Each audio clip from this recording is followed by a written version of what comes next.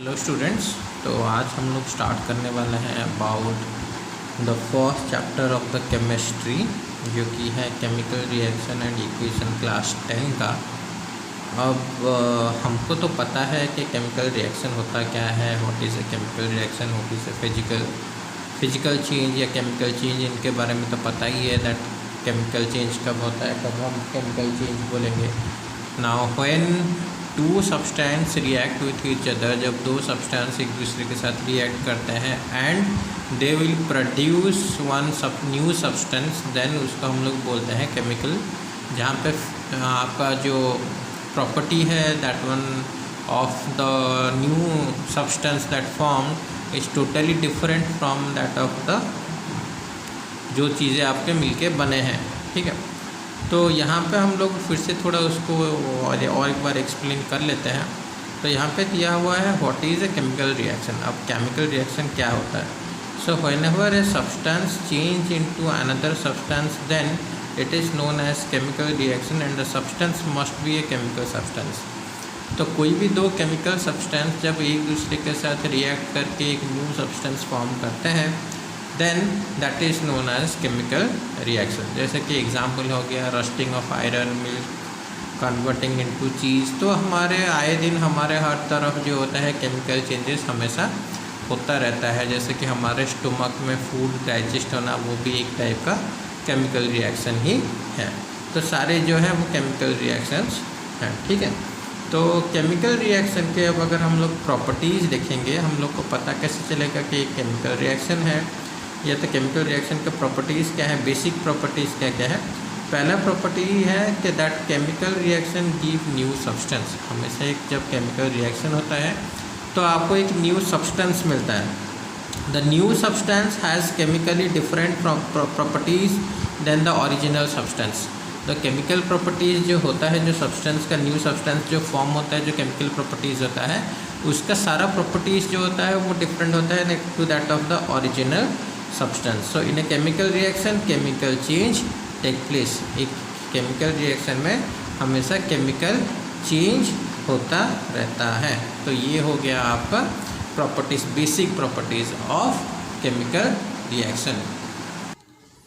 So next question जो है उसी रिलेटेड है। अब हम लोग क्या करें, मेरा जो मेथड है समझाने का, कि हम लोग क्या करेंगे एग्जांपल्स एंड क्वेश्चन के साथ उसको समझाते समझाते जाएंगे, जिससे कि आपको इजी होगा, आपको पता चलेगा कि इसमें से कौन सा टाइप का क्वेश्चन आ सकता है एंड उसके बाद आपको आंसर्स कैसे लिखना है। तो अगर एक केमिकल रिएक्शन के बारे में हम लोग बात करते हैं एंड एक देता है आपका कभी कभी एग्जाम्पल या एक्टिविटी देता है to explain about the magnesium ribbon to show that chemical reaction. Now हम लोग मैग्नीशियम रिबन की अगर बात करते हैं तो ये भी हम लोगों ने बचपन से पढ़ा हुआ है 7th क्लास 8th क्लास में।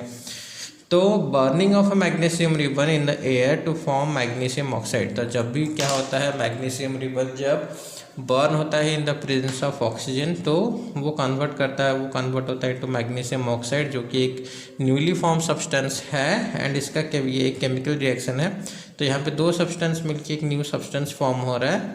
तो उसका जो एक्टिविटी है वो एक्टिविटी कभी कभी आता है। सो हमको क्या करना है, टेक अबाउट 3 सेंटीमीटर या 2 सेंटीमीटर मैग्नीशियम रिबन लेना है and rub it with the sand paper. अब सैंड पेपर से रब करने का क्या ज़रूरत है? तो जब भी हमारे एक जो मैग्नीशियम रिबन होता है वैसे भी रखा होता है कहीं पे, तो वो जो एयर में जो ऑक्सीजन होता है उसके साथ रिएक्ट करके वो ऑलरेडी एक ऑक्साइड का लेयर जो है उसके चारों तरफ फॉर्म पहले से रहता है। तो जब भी हम लोग बर्न कर रहे हैं तो उस ऑक्साइड लेयर को जो है वो क्लीन करना ज़रूरी है या तो फिर निकालना ज़रूरी है, इसीलिए हम लोग उसको रब करते हैं। So hold it with a pair of tong and burn it using the burner. तो बर्नर यूज़ करके हम लोग उसको बर्न करेंगे। The magnesium ribbon start burning with a dazzling white flame. तो जब भी मैग्नीशियम रिबन बर्न होगा तो उससे एक वाइट फ्लेम निकलेगा and so hold the burning magnesium ribbon over A watch glass so that the magnesium oxide powder form collect in the watch glass. तो जो मैग्नीशियम रिबन बर्न हो रहा है उसके नीचे हम लोग एक वॉच ग्लास रखेंगे, जिससे कि वो सारा जो मैग्नीशियम ऑक्साइड का जो पाउडर फॉर्म होगा वो सारा उसमें डिपॉजिट होगा या तो उसमें जाके उसमें जाके रहेगा। देन हमारा नेक्स्ट क्वेश्चन जो आता है, why magnesium ribbon clean before burning, हम मैग्नीशियम रिबन को क्यों क्लीन करते हैं बिफोर बर्निंग, तो ये ज़रूरी है क्योंकि मैग्नीशियम रिबन जो मैंने बोला कि उसमें ऑलरेडी एक ऑक्साइड का प्रोटेक्टिव लेयर बन जाता है। तो या तो फिर जो this is done to remove the protective layer उन्होंने अच्छा magnesium carbonate form on the surface of the magnesium ribbon, जो मैग्नीशियम कार्बोनेट का एक लेयर बन जाता है। तो फिर उसको हम लोग अच्छा वो जो ऑक्साइड का था वो एल्यूमिनियम केस में था, एल्यूमिनियम का जो होता है उसमें एक ऑक्साइड का लेयर बन जाता है, बट यहाँ पे कार्बोनेट का मैग्नीशियम कार्बोनेट का लेयर बन रहा है। तो फिर मैग्नीशियम कार्बोनेट लेयर को हटाने के लिए हम लोग क्या करते हैं, उसको बर्न करते हैं। तो ये हो गया आपका एक एक्टिविटी। देन नेक्स्ट जो आता है हमारा पार्ट वो है basic characteristics of chemical reaction. अब एक केमिकल रिएक्शन हो रहा है वो कैसे पता चलेगा, आपको कैसे पता चलेगा दैट मतलब एक केमिकल रिएक्शन वहीं पे हो रहा है। तो जब भी केमिकल रिएक्शन होता है, पहला चीज़ जो आपको कॉमन है, सबको पता है that a new substance get form. तो एक न्यू सब्सटेंस जो होता है वो फॉर्म होता है। Then formation of a precipitate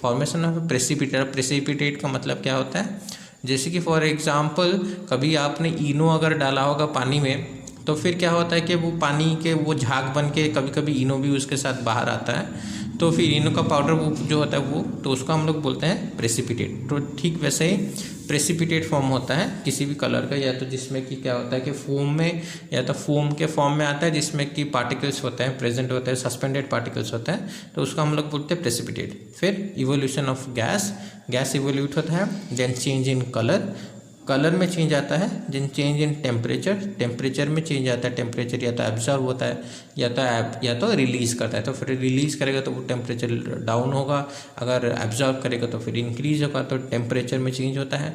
then change in state में भी आपका कुछ चेंजेस आता है। ठीक है, तो ये हो गया आपका characteristics of a chemical reaction. अब उसके एग्जाम्पल्स हम लोग कुछ देखेंगे, जैसे कि given example of a chemical reaction to show the formation of a precipitate, क्योंकि न्यू सब्सटेंस का जो है वो हमने मैग्नीशियम रिबन का भी ले सकते हैं।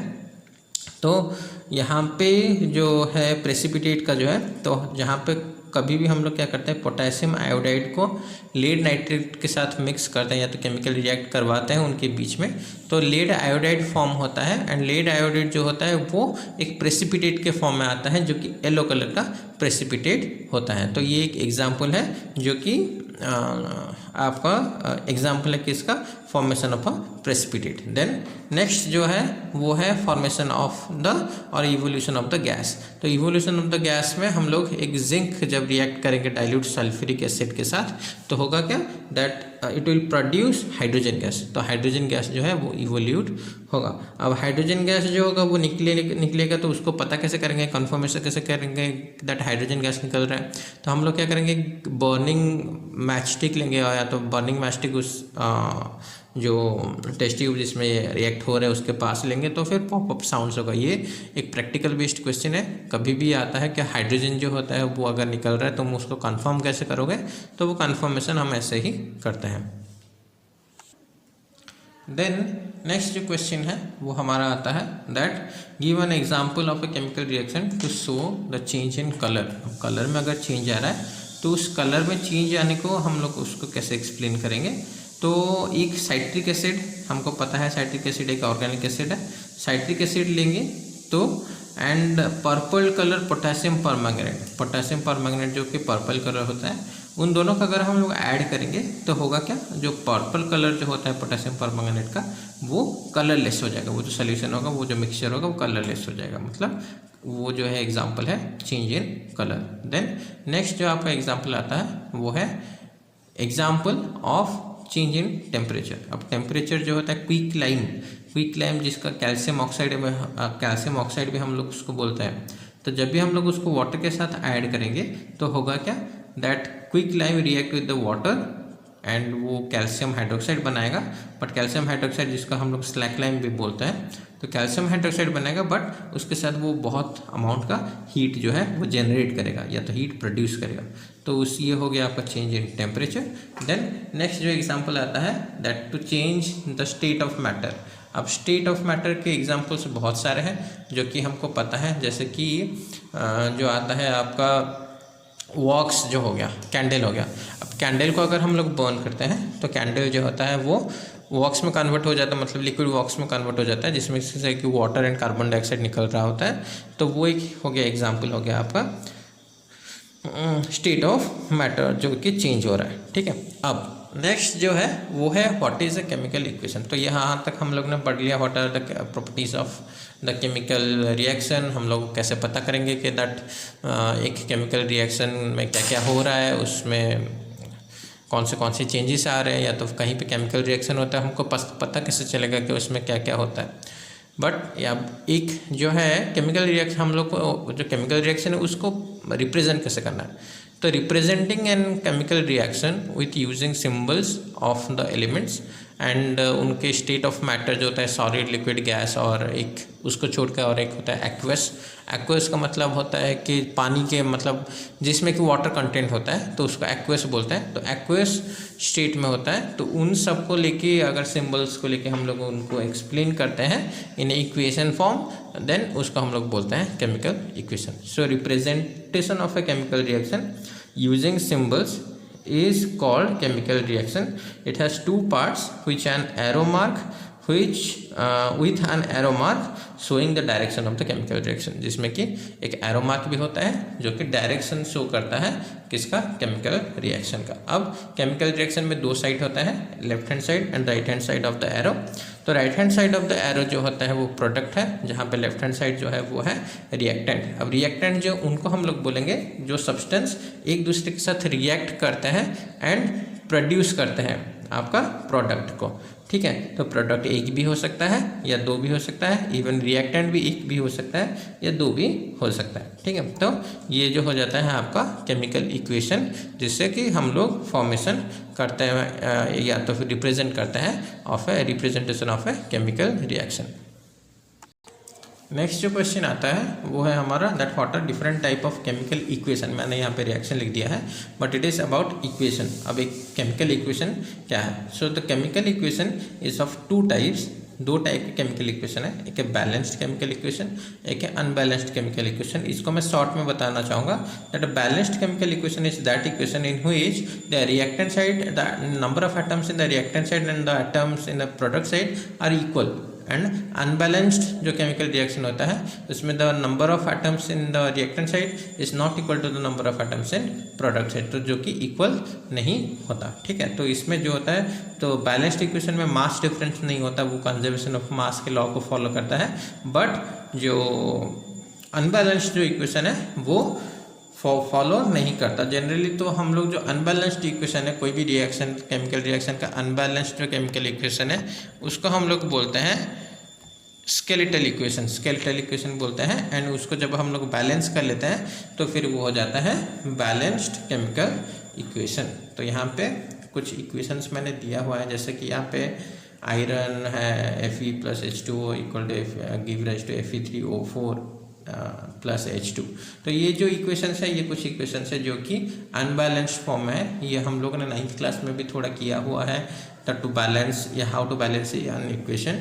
तो बट यहाँ पे मैं एक एग्जांपल आपको दूंगा, बाकी आपको खुद से करना है एंड देन अगर आपको डाउट हो तो फिर मुझे आप मेरे कमेंट सेक्शन में पूछ सकते हो। ठीक है, तो यहाँ पे एक करते हैं हम लोग अभी।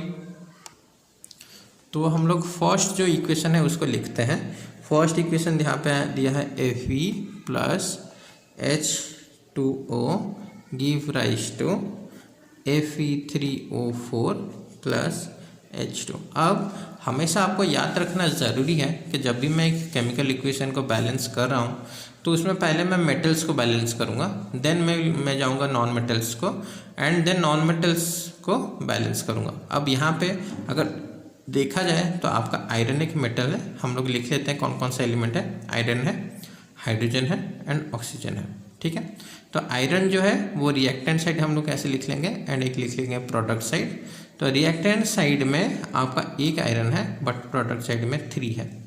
हाइड्रोजन यहाँ पे 2 है, यहाँ पे भी 2 है, तो बैलेंस्ड है। ऑक्सीजन यहाँ पे 1 है एंड यहाँ पे 4 है। तो हम लोग को पहले आयरन को बैलेंस करना है, तो हम लोग आयरन को बैलेंस करेंगे। तो आयरन यहाँ पे 3 है तो हमको रिएक्टेंट साइड में 3 मल्टीप्लाई करना पड़ेगा। तो हम लोग इसको लिखेंगे। नेक्स्ट जो स्टेप होगा वो होगा हमारा 3 Fe + H2O give rise to Fe3O4 plus H2।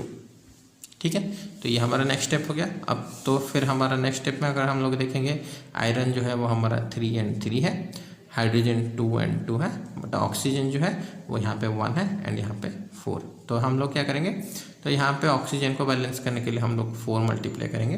तो यहाँ पे ऑक्सीजन 4 इस तरफ 4 मल्टीप्लाई होगा, मतलब टोटल एलिमेंट में होगा।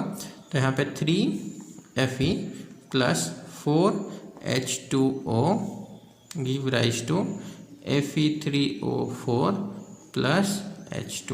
तो यहाँ पे फिर से हम लोग चेक करेंगे, देखिए यहाँ पे 3 आयरन है, ऑक्सीजन यहाँ पे 4 था, यहाँ पे ऑक्सीजन 4 हो गया, बट हाइड्रोजन जो है अभी 4 × 2 8, पर यहाँ पे अभी 2 है। तो इसको बैलेंस करने के लिए अभी ये तो अकेला है, यहाँ पे 8 है, तो फिर यहाँ पे हम इजीली 4 मल्टीप्लाई कर लेंगे। तो ये हो जाएगा 3Fe plus 4H2O give rise to Fe3O4 plus 4H2। तो ये हो गया आपका फर्स्ट केमिकल इक्वेशन का, ये हो गया आपका बैलेंस्ड केमिकल इक्वेशन, एंड ये था आपका स्केलेटल इक्वेशन। तो इसी तरह ही हम लोग क्या करेंगे, दोनों तरफ देखेंगे, रिएक्टेंट एंड प्रोडक्ट साइड में देखेंगे एंड देख के उसको बैलेंस करेंगे। और एक करते हैं, ट्राई करते हैं और एक। तो यहाँ पे इजी वाला करते हैं, H2 प्लस O2, यहाँ पे दिया हुआ है H2O। तो हम लोग देखेंगे हाइड्रोजन यहाँ पे 2 है, यहाँ पे भी हाइड्रोजन 2 है, बट यहाँ पे ऑक्सीजन 2 है एंड ऑक्सीजन यहाँ पे 1 है। तो ऑक्सीजन यहाँ पे 1 है, तो इसको 2 मल्टीप्लाई करना पड़ेगा, एंड 2 हम लोग टोटल में मल्टीप्लाई करेंगे। तो यहाँ पे 2 मल्टीप्लाई कर लिया, तो ये हो गया 2H2। बट यहाँ पे हाइड्रोजन क्या हो गया अभी 2 × 2 4। तो 4 करने के लिए यहाँ पे तो फिर हम लोग ने 2 यहाँ पे कर लिया। तो मैंने एक स्टेप में ही यहाँ पे कर लिया। जितना हम लोग प्रैक्टिस करेंगे तो उतना जल्दी एक स्टेप में ही हो जाएगा, बैलेंस करना आ जाएगा आपको। तो प्रैक्टिस कीजिए बहुत सारा, जो भी डाउट से पूछिए। एंड ये जो केमिकल इक्वेशन है जो है वो NCERT में भी है, एंड आपका एस चांद जो आता है उसमें भी है। तो वो सारा जो बैलेंसिंग केमिकल इक्वेशन है, वो बैलेंसिंग केमिकल इक्वेशन बहुत ज़्यादा प्रैक्टिस कीजिए। अब होता क्या है कि कभी कभी आपका ये कंपाउंड ऐसे दिया नहीं होता, बस लिख लेता है। जैसे कि आपका लिख लेगा वाटर, लिख लेगा आयरन, लिख लेगा फेरिक ऑक्साइड, लिख लेगा ये फेरिक ऑक्साइड, लिख लेगा, ऐसे लिख लेगा। तो आपको फार्मूला खुद लिखना है। एंड वो फार्मूला हम लोग ने कैसे पढ़ा था, 9th क्लास में पढ़ा था, how to write a formula. तो वो भी आपको थोड़ा प्रैक्टिस करना ज़रूरी है। अगर आपको नहीं आ रहा तो फिर वो भी प्रैक्टिस कर लेना, ठीक है। तो ये फार्मूला लिखो एंड उसको बैलेंस करना सीखो। नेक्स्ट क्लास में हम लोग जो है पढ़ने वाले हैं about the different type of chemical reactions. तो आज का वीडियो इतना ही, एंड थैंक यू।